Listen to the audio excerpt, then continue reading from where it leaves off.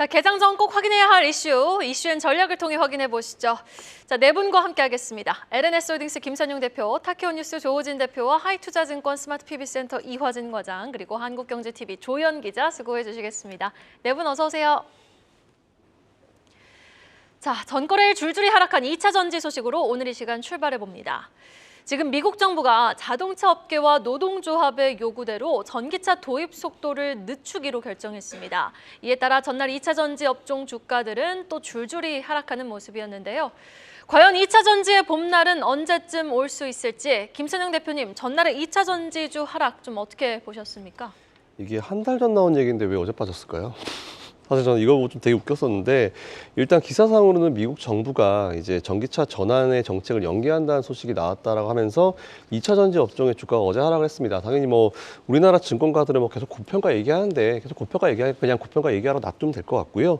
현지 시간으로 17일 날 뉴욕타임스가 이런 얘기가 나왔습니다. 뭐 조 바이든 미 행정부가 배기가스 규제 완화 방안을 발표할 것이다라고 보도했는데, 잘 아시는 대로 이제 당초 미 정부는 2032년까지 미국의 신차 시장 내에서 전기차 비중을 67%를 끌어올리겠다는 계획을 발표했습니다. 근데 이게 잘 아시겠지만 작년 연말에 바이든 왜 그때 UAW 시위 현장 갔었잖아요. 그때부터 이미 그 측과 이제 뭔가 이제 얘기를 계속 해오고 있었던 부분인 것 같은데, 그때 이미 어느 정도 협의를 해서 규제 속도를 늦추기로 했다는 건 많은 언론들을 통해서 미국에서 나왔습니다. 근데 이게 왜 이제 다시 또 나오는지 모르겠지만 어쨌든 누가 보더라도 이거는 11월 달 대선을 앞둔 정치적 행보다라고 보시면 될 것 같고요. 근데 포커스가 자꾸 다른 쪽으로 가는데 2032년까지 전반적인 목표는 그대로 유지합니다. 하지만 연비 규제를 기존보다 좀 느슨하게 적용하는 방식으로 이제 택할 것으로 전망이 된다, 그런 얘기가 나오고 있고요.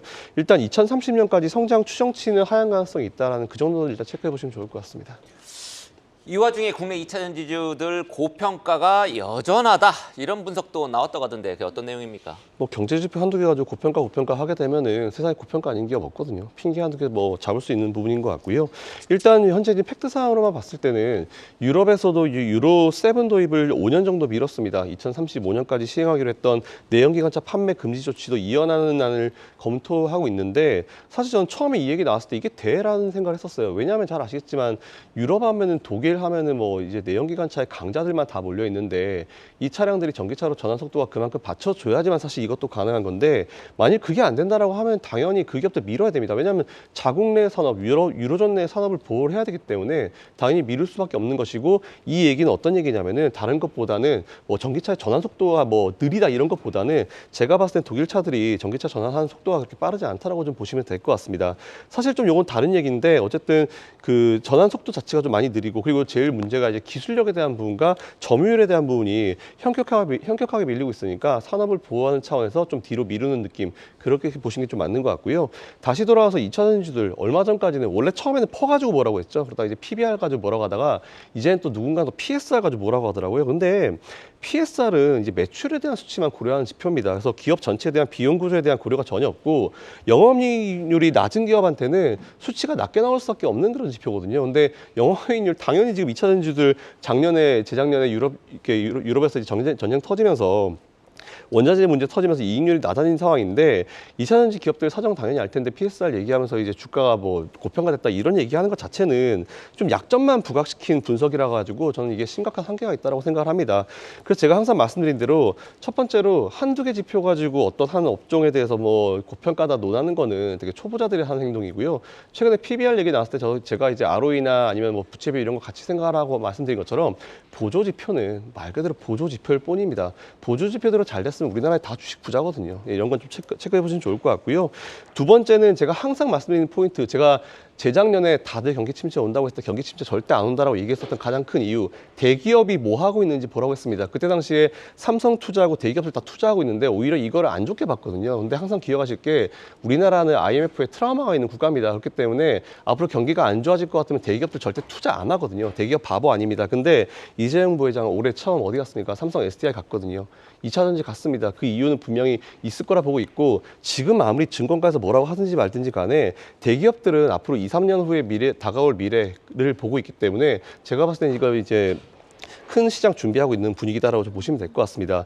그리고 이미 작년에 바이든이 UAW 시위 현장에 가서 그때부터 이제 기존 완화에 대한 얘기 계속 나왔거든요. 그리고 올해 1월 초에는 제가 알기로는 EPA 미국의 환경보호청이 이것과 관련된 기사를 1월 달 초에 냈습니다. 근데 이게 냈고 지금 다시 바이든 입으로 정부의 입으로 나온다는 얘기 때문에 이런 것 같은데 이건 좀 아닌 것 같죠. 그래서 이미 나왔던 이슈이기 때문에 너무 놀라실 필요 없을 것 같습니다. 네, 악재는 2차 전지의 악재는 이미 뭐 많이 반영이 됐다. 이렇게 다소 이제 긍정적으로 얘기하셨고 우리 조 대표님 잠깐 2차 전지에 대한 코멘트를 잠깐 짧게 하시자면.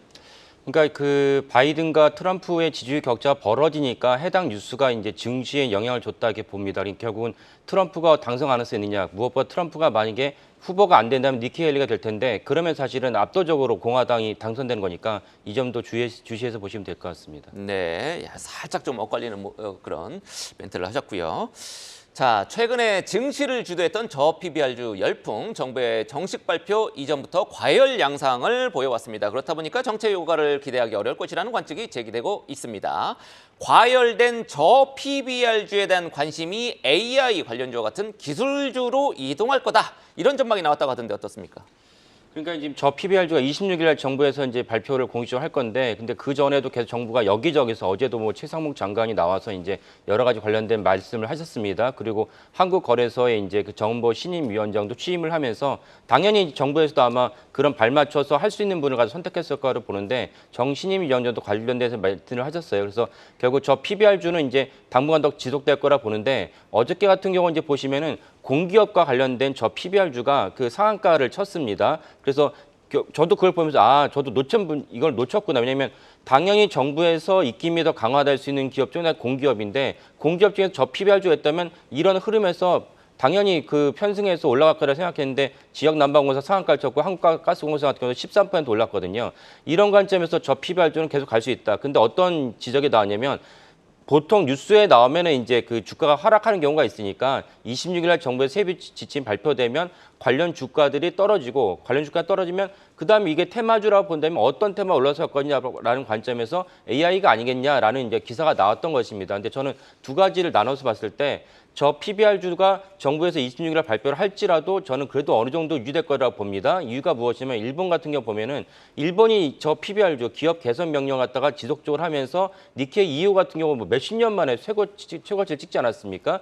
이런 것들을 윤석열 정부 봤기 때문에 그 다른 맥락에서 이걸 갖다 적극적으로 이제 부양하고 있는데 일본 같은 경우 이제 버펫이 직접 말한 거 아니고 다른 투자가들이 버펫의 투자를 분석한 것이 뭐라 하겠냐면 일본에서 1%, 일본은 아직도 그 금리가 낮아요. 왜냐하면 디플레이션이 심하기 때문에 일본이 1%에서 금리를 빌려가지고 5% 배당주가 수두룩하다는 거예요. 그러면 정부에서 지원해 주니까 기시다 정부가 지원해 주니까 여기에 당연히 버펫이 투자할 수밖에 없고 버펫이 깃발을 꽂으니까 다른 외국인 투자가들도 다 같이 일본에 투자할 수밖에 없는 맥락이라는 것입니다.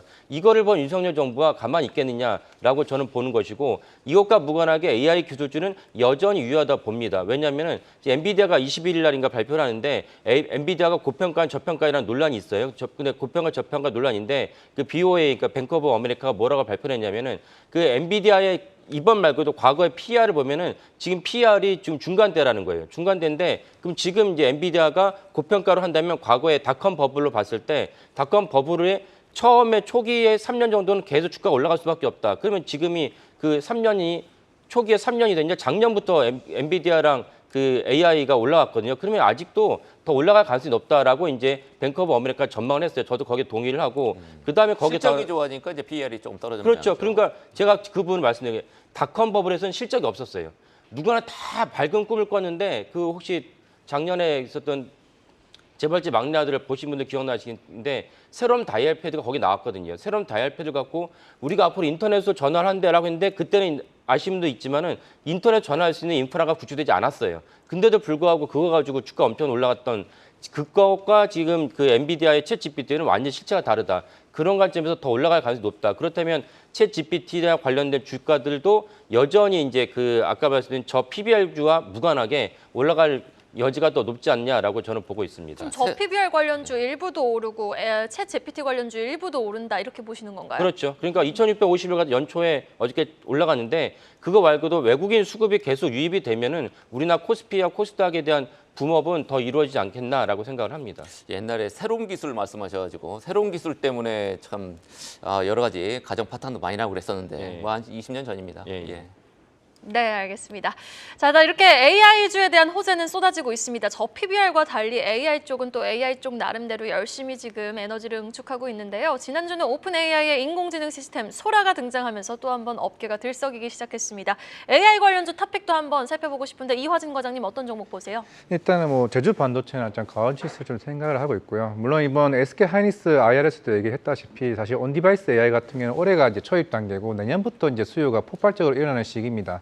물론 최근에 샘 알트만도 마찬가지였고 선정이 이제 소프트뱅크 그룹 회장님도 133조에 대해서 이런 펀드를 이제 결성하려고 하는 모습이 계속 보이고는 있는데 그만큼 이래 이제 핸드폰에 이어서 이제 다른 여러 기기대 이제 온디바이스 AI가 탑재가 좀 될 것으로 보이고 있기 때문에 결국에는 이런 저전력 반도체인 제주 반도체나 아니면 이제 디자인 기술을 가지고 있는 디자인 하우스 기술을 가지고 있는 좀 가온 칩스가 조금 관련된 탑픽이지 않을까 생각을 하고 있습니다.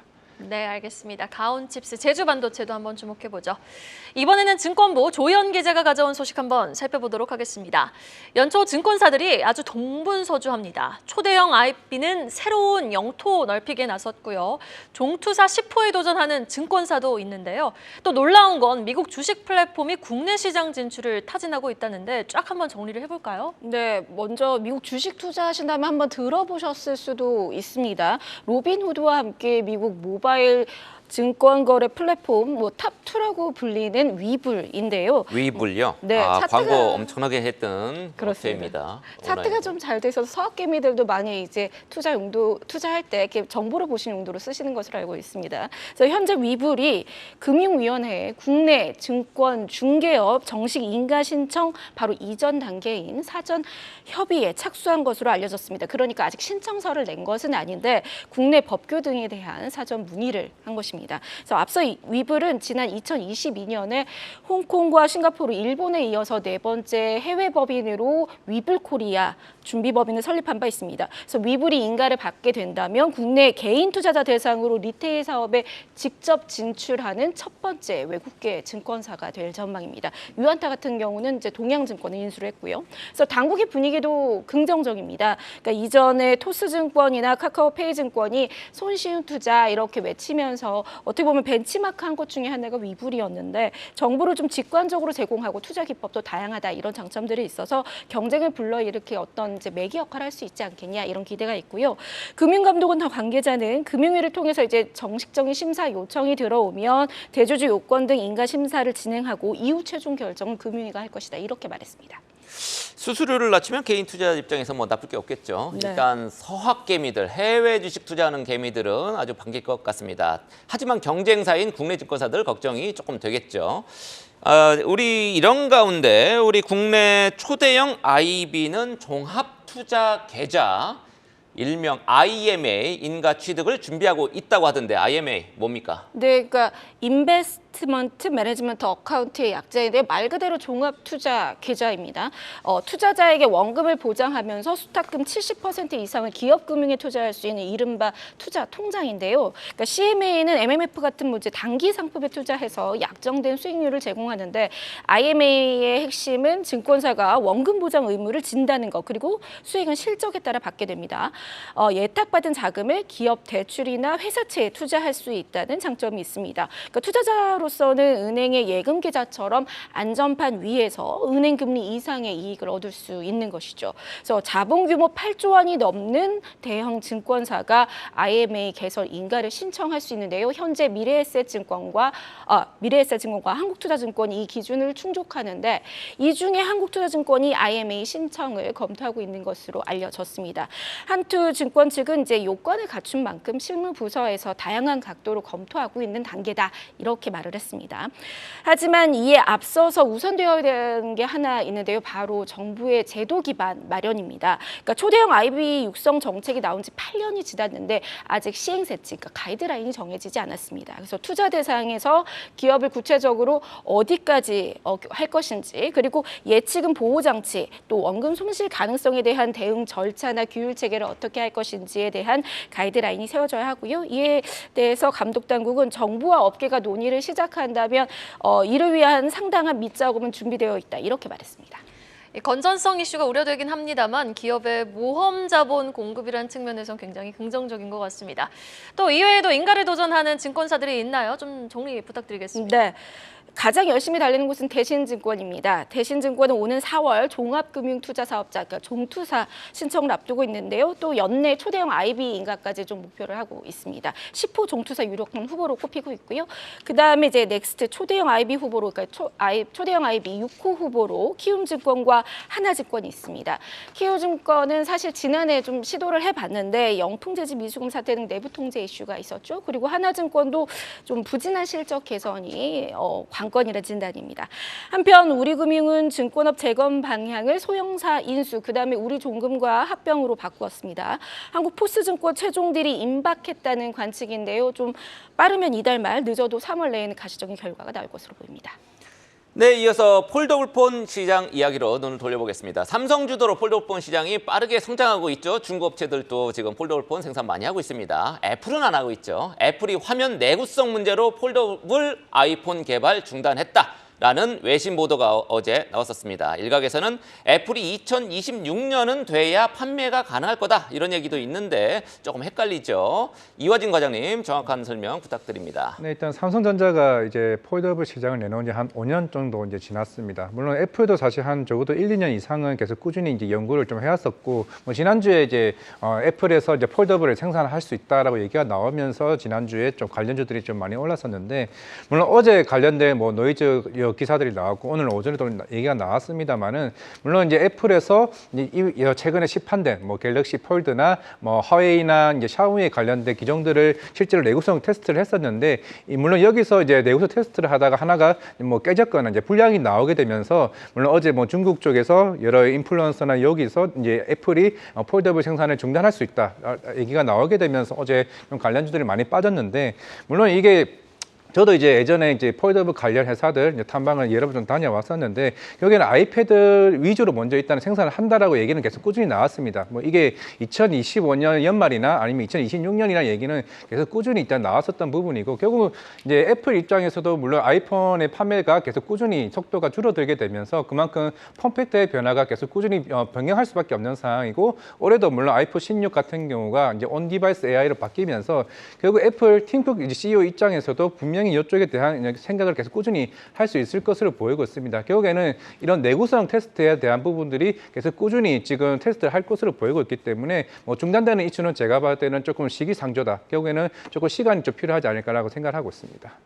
네, 시간이 조금 필요하긴 하겠지만 그래도 우리가 미리 좀 주목해 볼 만한 종목들 어떤 종목들이 있을까요? 네, 작년에 지금 폴더블 이제 글로벌 시장 판매 대수가 한 1,800만 대 정도가 팔렸습니다. 불과 2, 3년 전에는 1,000만 대도 못 판 시장이었는데, 이게 하웨이도 그렇고 샤오미도 그렇고 이제 점차적으로 이제 폴더블 시장 자체 규모가 이제 커지고 있는 상황이고, 이제 우리나라 입장에서는 파이넴텍이 가장 좀 대장주가 되지 않을까라고 생각을 하고 있습니다.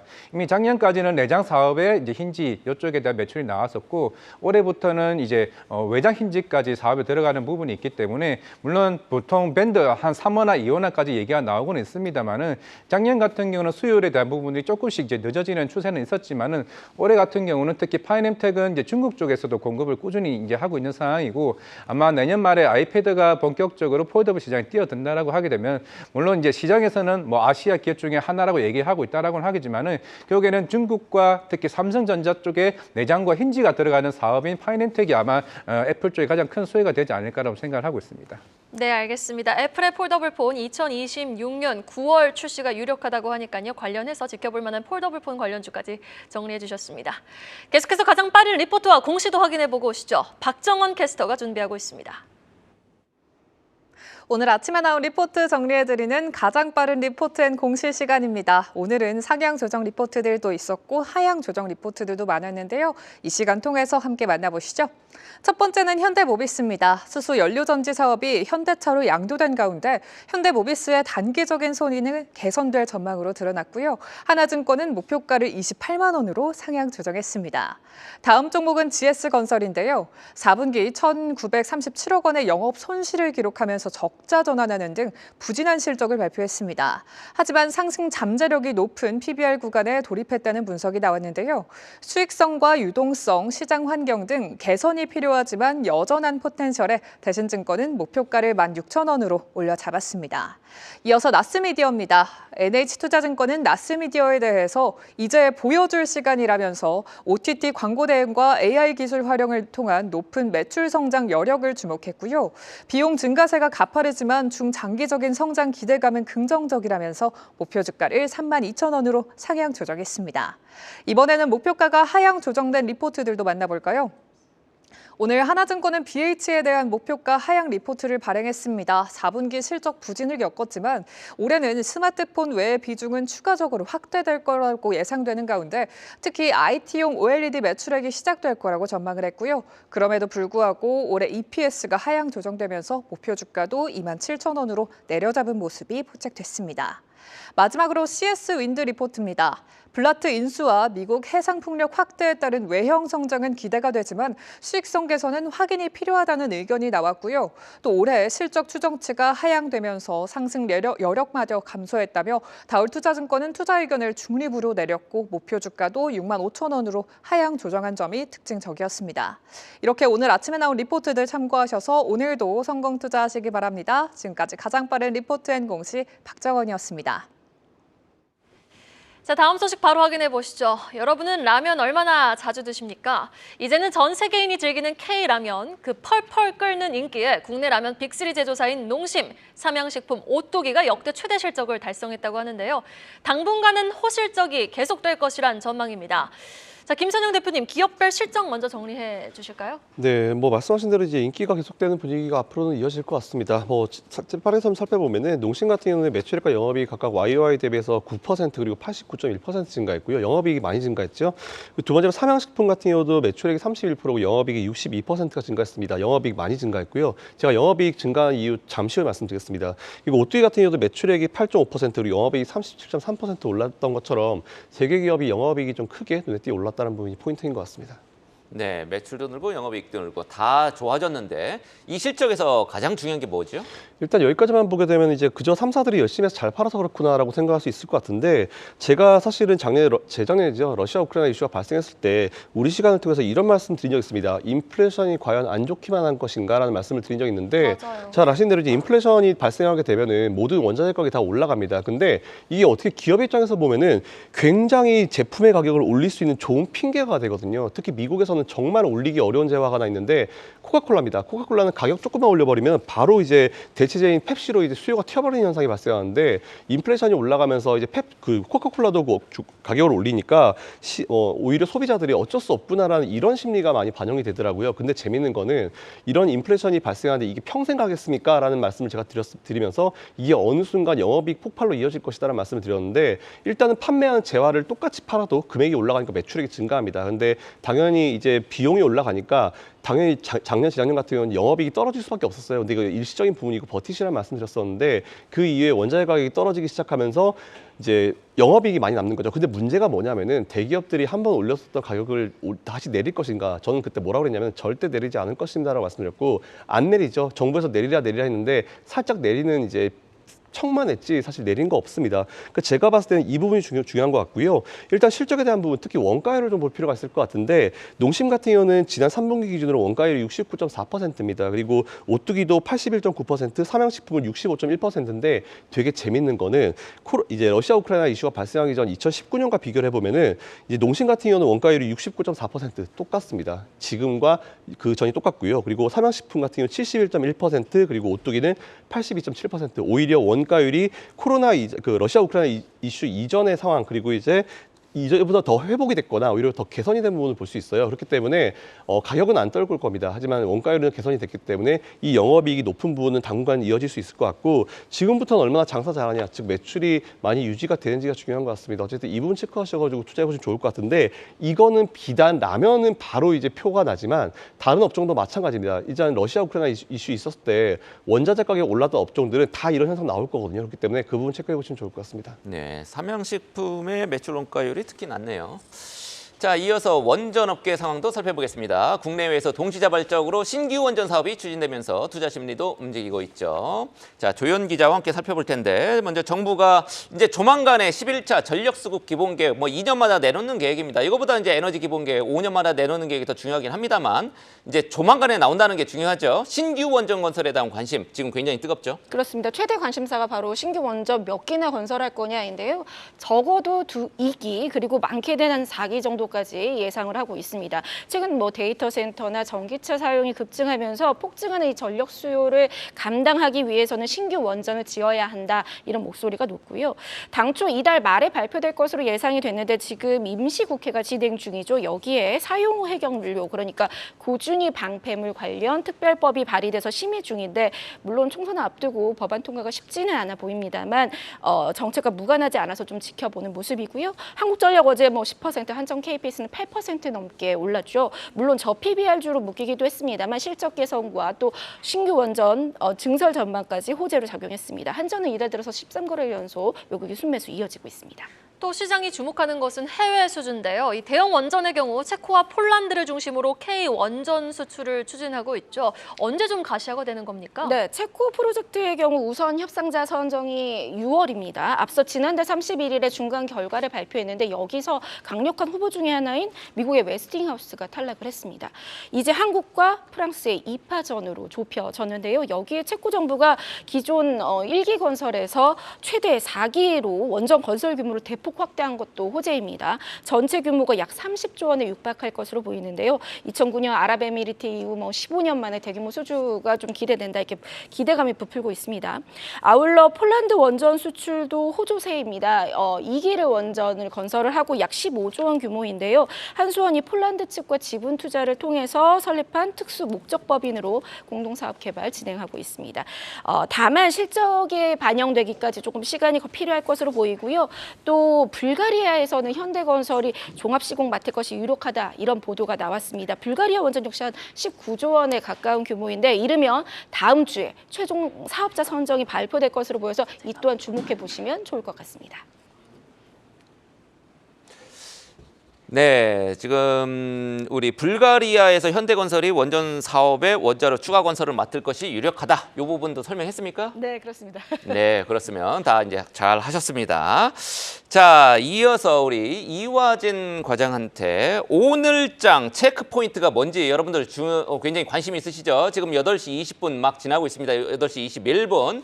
이제 40분 후면은 국내 증시 개장을 합니다. 오늘장 뭘 봐야 됩니까? 네, 어제 반도체 쪽에 좀 시장이 안 좋았었는데 어제 장 끝나고 좀 중요한 기사가 나왔습니다. 일단 삼성전자에서 반도체 패키징에 NUF 이제 기술을 이제 도입한다는 얘기가 나왔었는데 기존에는 사실 SK 하이닉스가 이제 3세대 HBM2E부터는 이제 NUF 이제 기술을 도입하게 되면서 지금 생산을 하고 있는데 기존에는 NCF 이제 기술이라고 해서 비전도성 접착 필름을 사용했습니다. 이게 기존에 이제 우리가 이제 HB를 한다라고 하게 되면은 칩을 수직으로 적층하면서 이제 고열을 가하게 됩니다. 이를 고열을 가하게 되면은 이제 칩이 휘어지는 현상이 있는데 이거를 감싸는 포장 기술을 이제 NUF 도입이라고 합니다. 어제 삼성전자가 일본에 있는 몰딩 장비를 이제 수입을 하게 되면서 이제 본격적으로 삼성전자도 NUF 도입을 하지 않겠냐라고 얘기를 하고 있기 때문에 그렇다라는 거는 삼성전자도 기존의 HBM 관련해서 SK 하이닉스에게 그런 기술이 밀리다 보니까 결국에는 이제 NUF 도입을 하게 되면서 본격적으로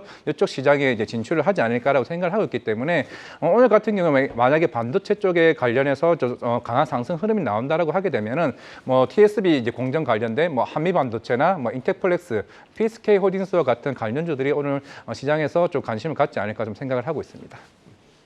네, 알겠습니다. AI 관련주들, 저PBR 관련주들의 상승 동반해서 좀 움직일 수 있다라고 보십니까? 아니면 좀 시속 게임이 계속 이어질 거라고 보십니까? 계속 꾸준하게 이제 순환매 흐름이 좀 나올 것으로 보이고 있는데 어제는 이제 저PBR 관련주들이 시장에 크게 관심을 가졌고 오후에 또 밸류 관련된 프로그램 자체 스케줄이 나왔던 만큼 이 정도 오늘 하루는 좀 새로운 뉴스가 좀 나올 수 있다라고 생각을 하고 있고 이런 시속 게임은 계속 지속될 수 있다고 보고 있는데 오늘 아까 말씀드렸던 삼성전자 관련 기사가 좀 굉장히 큰 뉴스라고 생각을 하고 있기 때문에 오늘은 좀 반도체 쪽에 대한 수급이 좀 몰리지 않을까 생각을 하고 있습니다. 네.